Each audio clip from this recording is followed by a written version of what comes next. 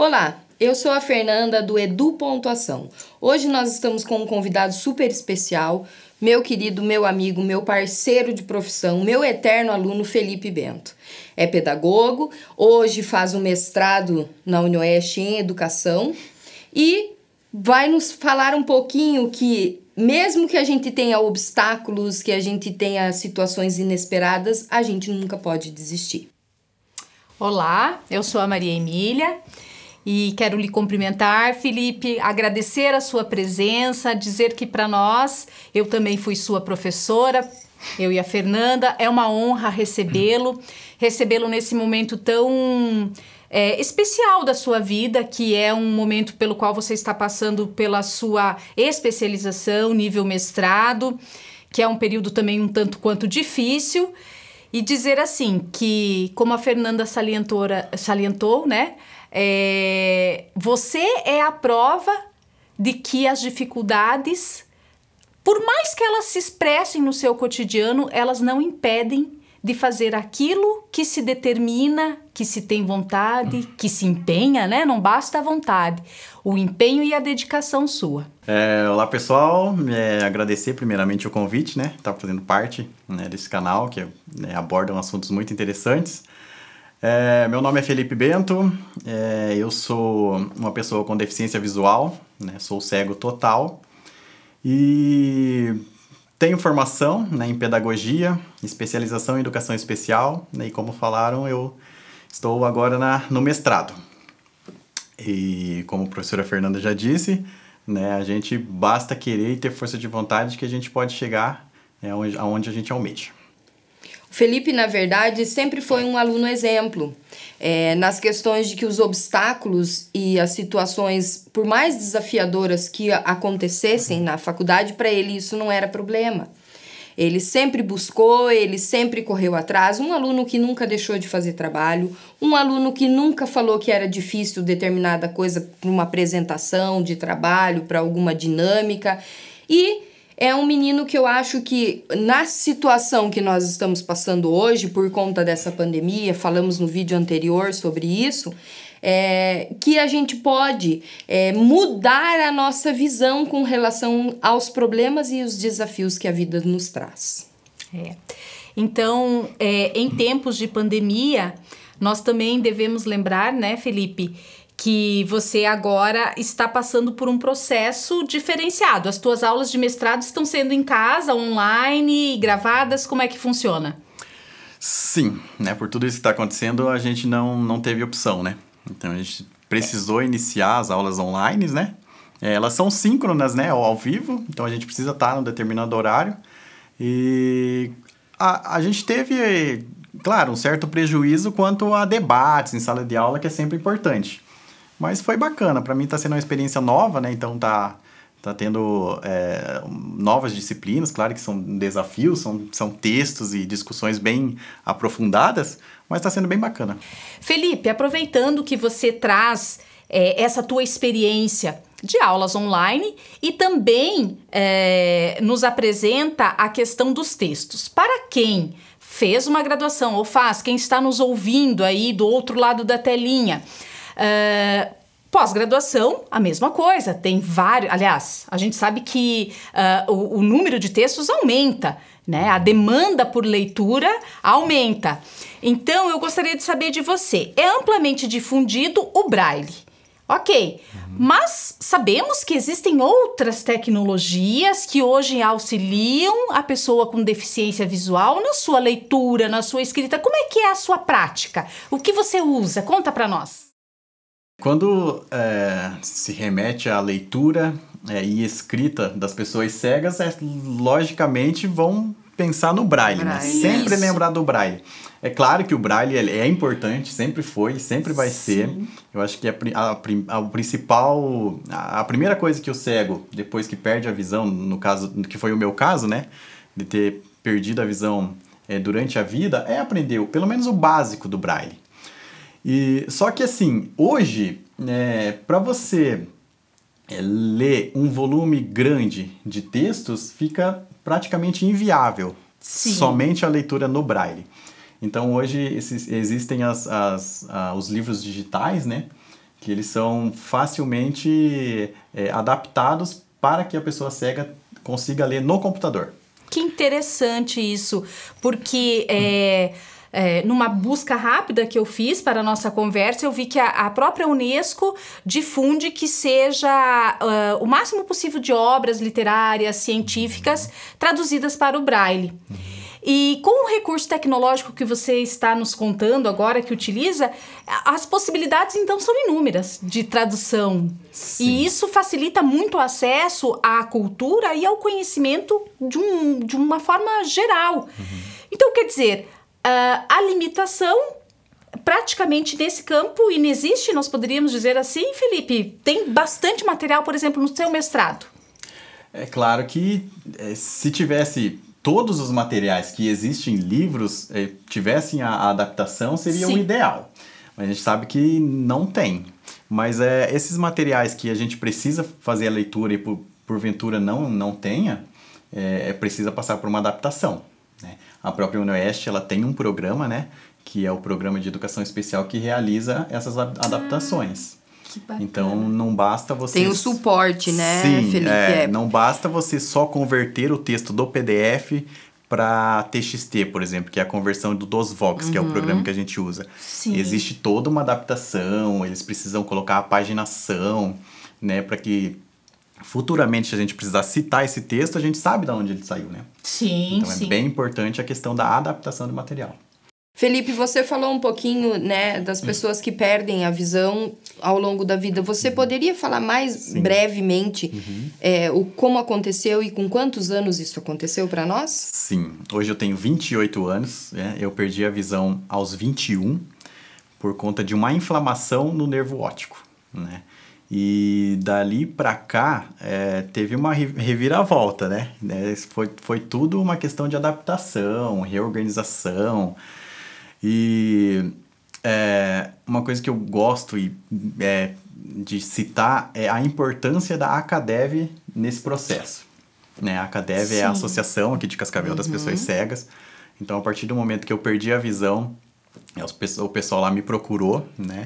E me trouxe para a entidade e foi ali que eu aprendi a importância da retomada dos estudos. Dos estudos. Então, foi a partir daí que eu ingressei na faculdade, né? E tô nesse caminho até agora. Aí, assim, outra coisa que eu gostaria que você salientasse na sua vida, na sua trajetória acadêmica, qual foi o seu maior obstáculo? Questões de acessibilidade, né? Questão de acessibilidade quando eu falo em acessibilidade, eu sempre gosto de citar quando falar precisa ter uma rampa de acesso, precisa ter uma linha guia. Eu costumo dizer que não é isso. Para mim, acessibilidade é a condição que você tem dentro da instituição.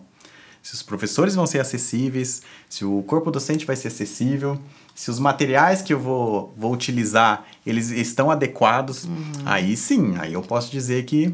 Se as aulas serão preparadas para uma pessoa cega conseguir acompanhar, né, Felipe? Porque isso é complicado. Até porque o Felipe, quando eu entrei na faculdade, a primeira aula que eu dei foi para a turma do Felipe. E ninguém tinha me falado que eu tinha, né, um cego dentro da sala. Mas, é claro que a gente deu os contornos das adaptações, como você mesmo disse, que essas adaptações são primordiais. Inclusive, não só para quem tem alguma limitação na vida. Né? O Felipe faz aqui uma colocação importante. Nós falamos da parte estrutural, da logística, legal, precisa, né? Nós sabemos disso. Mas muito mais do que isso, nós temos de pensar, e a Fernanda é da área, então ela estava pronta para te receber, apesar de naquele momento não sabia, mas enfim, né? Houve tempo de retomada. Mas investirmos na discussão da preparação humana, né? Do profissional que possa te recepcionar, que possa recepcionar a todos, na verdade, né? Não é o Felipe, é a todos. O material bem elaborado, a aula preparada. Então, sabemos que existem sim limitações de âmbito muitas vezes estruturais que dependem de uma movimentação maior, de um investimento. Vamos lá, fazer a guia. Mas esse material humano do cuidado, né, os profissionais, as pessoas que estão lidando contigo e com todos dentro de uma instituição, têm que estar preparados para receber. Como eu falei, não só o Felipe, mas todas as pessoas. Então é interessante que você fala dessa instituição que te trouxe elementos para te dar, por exemplo, subsídios, não digo financeiros, mas de informações, para que você pudesse ir e continuar o seu estudo e escolher a sua instituição e talvez chegar aonde você chegou, que hoje você está no mestrado. Não, com certeza. Lá a gente tem uma formação, assim, muito importante. Né? E você acha que os teus professores, nesse processo, foram acessíveis? Sim. Ali na faculdade eu pelo menos não encontrei nenhum tipo de dificuldade quanto a professores. Mas já ouvi relatos de que o professor chega para o aluno cego e diz: o que eu vou fazer com você dentro da sala de aula? Né? Isso, né, querendo ou não... É que hoje nós estamos na era da inclusão, mas é um desafio, né? Sim. A lei é linda. A lei é linda, mas e a prática no Brasil como está? Sim. E se formos parar para pensar a profundo, qual é a diferença de você dar uma aula para uma pessoa que enxerga de uma pessoa que não enxerga? Exatamente. Até mesmo os deficientes auditivos, porque hoje tem os intérpretes. Os intérpretes acompanham. Então, eu acho que não são obstáculos que impedem da gente transmitir o conhecimento e de acrescentar. As colocações do Felipe em sala de aula, né, Maria Emília? Você foi professora sempre muito boas, muito bem colocadas, pertinentes e que realmente vinham para somar com o momento, com a aula, com... E é um menino assim, não porque tá aqui, mas eu sempre falo isso, né? É um menino que ele realmente superou os desafios e mostrou que ele é capaz, porque ele quer. E assim, Felipe, você fez pedagogia, você foi para o mestrado em educação, está lá. A gente acaba se inserindo nesse mundo do debate educacional. Se a gente for, a Fernanda, enquanto psicopedagoga e da área da educação especial, educar é trabalhar para a inclusão social. Não interessa se do cego, do surdo. Independente educar da especificidade, né? Exato, da especificidade do sujeito ao qual você estará atendendo. É atender a demanda dele. Então, a inclusão social é algo que é vastamente divulgado.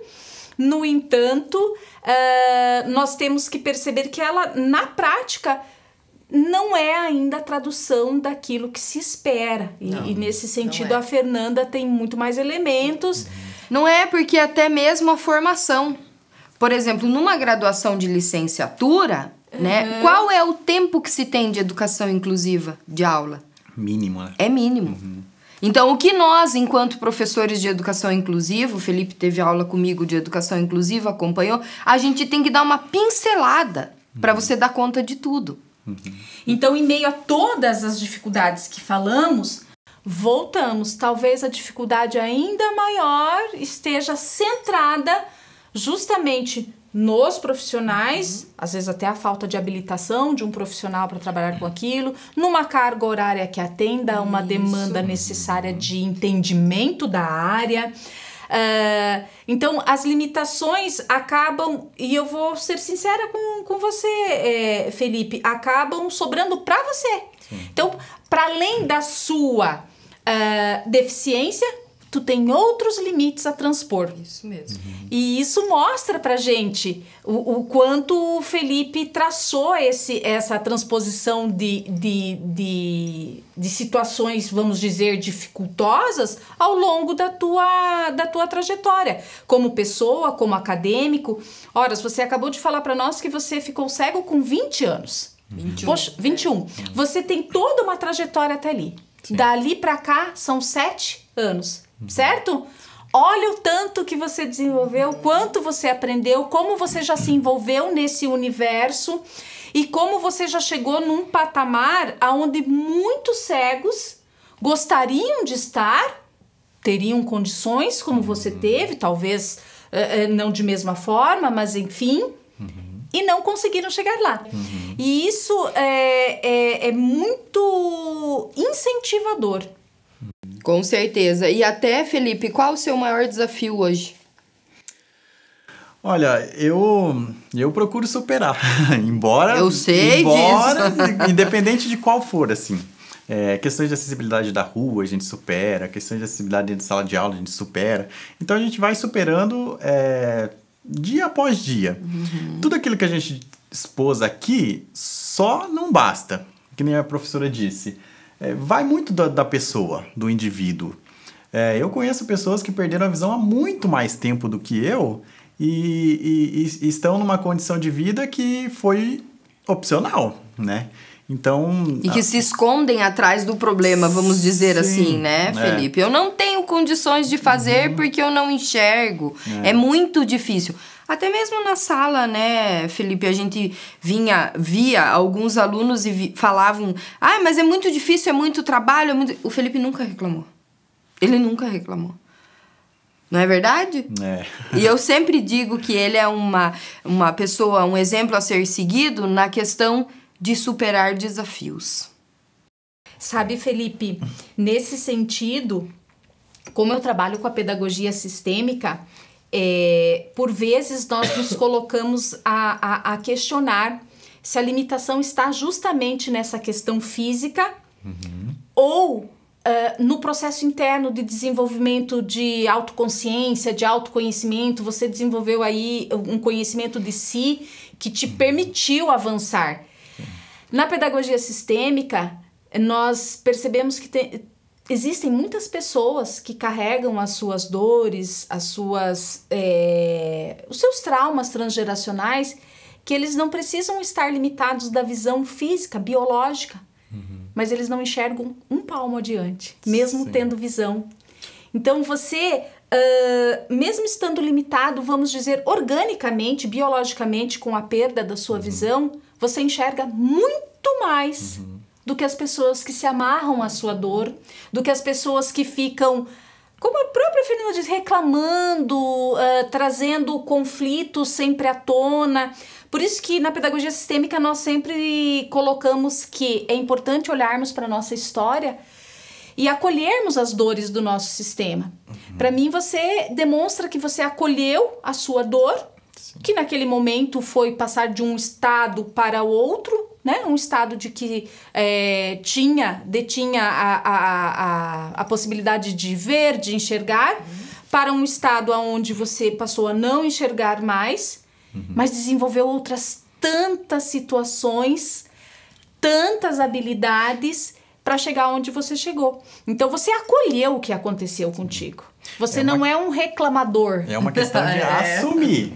O primeiro passo é você assumir. Eu me assumi enquanto uma pessoa cega. Aí daqui pra frente eu posso caminhar. Isso mesmo. Se eu não tivesse me aceitado e encarado essa realidade, não vai pra frente, né? Porque a gente sabe que o conflito social é forte, né? O preconceito é muito forte, né? Mas talvez o conflito interno é muito pior, né? Porque você se limitaria de tal forma que qualquer coisa externa que fosse colocada a você seria o fim do mundo. E você não fez isso. Você resolveu o seu conflito interno, você percebe isso, você olhou para sua dor e falou, vamos lá, eu te abraço e vamos embora, tamo junto. Que hoje ela não é mais uma dor.